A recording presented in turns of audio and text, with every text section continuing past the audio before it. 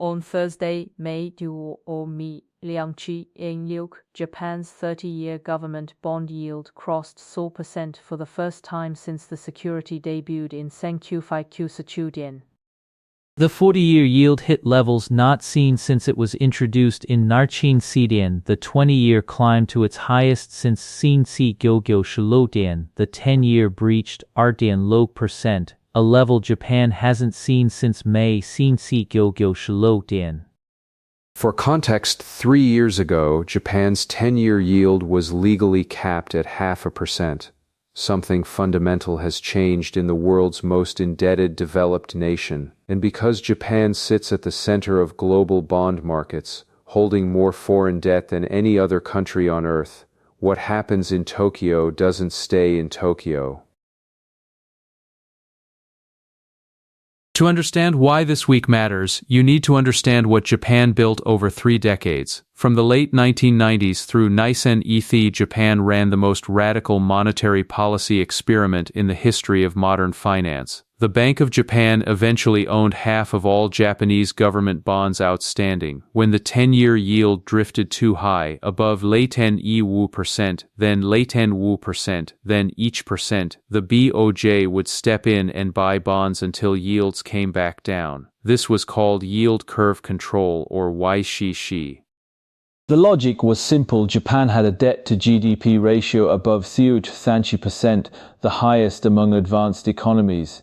If yields rose significantly, the interest payments alone could crowd out the entire government budget. So the BOJ became, in effect, a price-fixing mechanism for sovereign debt, the most important bond market in Asia. For a long time it worked. Japan's government borrowed cheaply. Banks held bonds that barely moved. Pension funds quietly loaded up on foreign assets, U.S. treasuries, European bonds, Australian debt, because domestic yields offered almost nothing. Then, in due east,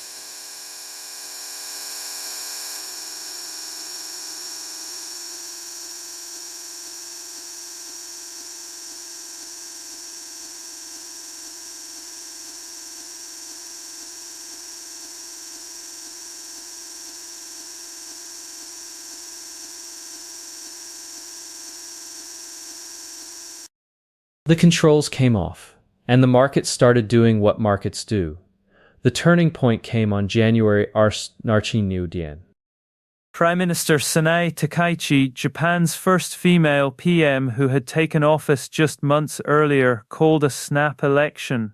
Her campaign platform break free from what she called the spell of excessive fiscal austerity. In practice, that meant a Rushi-Idan trillion fiscal expansion, roughly 99% of GDP, including defense spending increases, and semiconductor investment, and a signature pledge to cut the consumption tax on food to 0 for 2 years. That last item alone costs Goyen trillion per year, or about 8% of GDP in foregone revenue. The bond market reacted immediately. The 40-year yield jumped to Sidian i.e. 7%, a record high since the maturity was first issued. Bloomberg called it a bond meltdown. Wall Street declared bond vigilantes rising from their graves. Takaichi won anyway. On February Haish, the RDP secured Sanbrakshu of Hubak seats, its best result since the party's founding in Senkyu Wo. her electoral mandate is now as large as her spending plans. Meanwhile, the Bank of Japan continued tightening. It raised the policy rate again. By May, Nisen Nistruk traders are pricing a Nisen percent probability of another rate hike at the June meeting. The OECD projects the BOJ policy rate will reach Ni% by N2 Nisen a level Japan hasn't seen since Senku Hyaku Hakdane. Here is the collision: a new prime minister promising the biggest fiscal expansion in a generation, and a central bank finally committed to the biggest monetary tightening in 3 decades happening simultaneously. And underneath it all, Japan's producer prices just came in at 2% year-over-year in April. The Iran war, which pushed WTI crude above $600 a barrel, is hammering a country that imports essentially all of its energy. 30-year bonds now yield 2% in a country that thought %was generous 4 years ago. This is where the Japan is about to crash narrative wants to take over. Resist it. The situation is serious, but it is not Liz Truss. Japan is not the United Kingdom in September 2020, when a government announced unfunded tax cuts and bond markets revolted within days. Japan's current account surplus hit a record 2.7 trillion in March Nizruluk, up 9% from a year earlier. Japan is the world's largest net creditor nation, sitting on approximately 100 trillion in external assets. The country that runs the world's biggest trade surplus in investment income does not default on yen-denominated debt it can print. What actually changes is more subtle, and in some ways more consequential. First, Japan's megabanks, MUFG, Mizuho, and SMFG have all reported rising unrealized losses on their bond portfolios as yields climb. MUFG's bond losses hit $3 billion by late Nisen Arsivol, up from $4 billion 9 months earlier. Mizuho reported $3 billion in unrealized losses. These are not small numbers, but they are manageable. Because Japan's biggest banks learned their lesson after decades of bond exposure and have been keeping their portfolios short. Mizuho's average remaining maturity.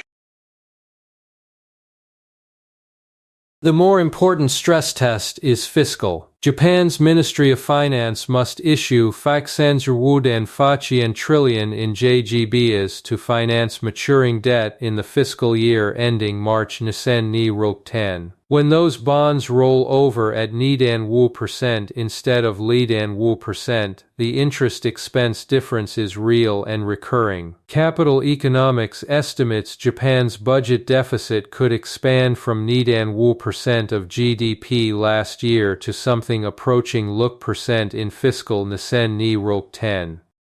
Second, there is the global dimension. Japanese institutional investors hold approximately 4 trillion in foreign assets. For years they poured money abroad because domestic yields offered nothing. Now, with the 20-year JGB paying 5%, the calculation changes.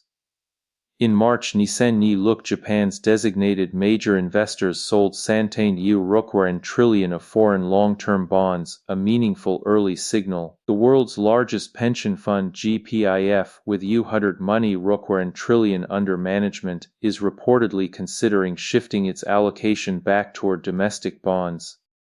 TD Economics flagged this directly. Japan's bond sell-off spreads to the world. When Japanese investors repatriate capital, U.S. Treasuries go up in yield. The 10-year U.S. yield surged 20 basis points in the single week ending May, Bloomberg reported, capping its biggest weekly jump since Trump's April Nissan tariff shock.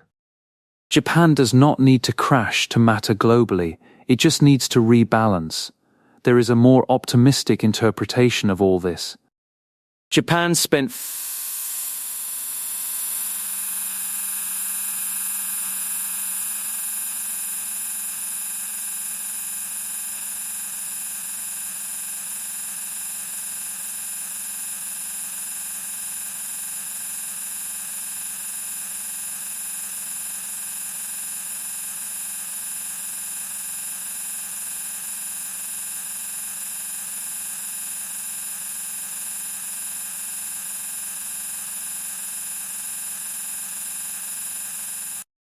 Rising yields in this reading are not a symptom of dysfunction, they are the price discovery mechanism finally working. Capital Economics made exactly this argument. Ignore the Truss comparisons. Rising JGB yields reflect Japan's new normal. Japan's megabanks are forecasting record profits. The Tupix banking index has doubled since March. A country where banks actually earn money on deposits is not a country in crisis. The question is whether the transition is orderly, a gradual repricing, strew basis points per month, managed by a BOG that has survived every market panic since the 1990s, is very different from a disorderly spike that overwhelms fiscal planners and forces emergency intervention. The Bank of Japan meets in June. The market says there is a net 70% chance of another rate hike. Producer prices are running at sodan 2%. The Prime Minister has a mandate to spend. For 30 years, Japan's bond market was the world's most boring trade, the most liquid, the most controlled, the most predictable fixed income market in Asia, a place where nothing ever happened. This week something happened. Word count, sen sambai sister hour words estimated duration mogu minutes format news flash.